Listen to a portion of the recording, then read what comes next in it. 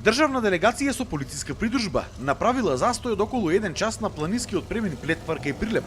Според раководителот на пунктот Плетвар од Македонија Пат, Љупчо Блажевски, во моментот кога поминувала делегацијата, сообраќајот бил стопиран, но кога делегацијата заминала, поради врнежито снег на коловозот, тешките товарни возила не можеле да тргнат.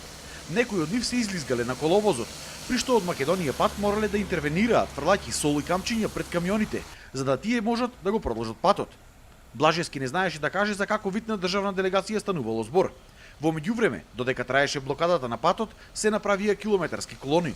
Чекаме околу 20 минути, а проблемот што е, не кажува никој. Вика полицијата дека имало некои, имало извртени камиони. Патот беше одличен, доаѓам од Битола, но и кога доаѓав наваму пред Пладнево исто така беше добар. Сега ќе го исчистат за половина час, ќе не пуштат.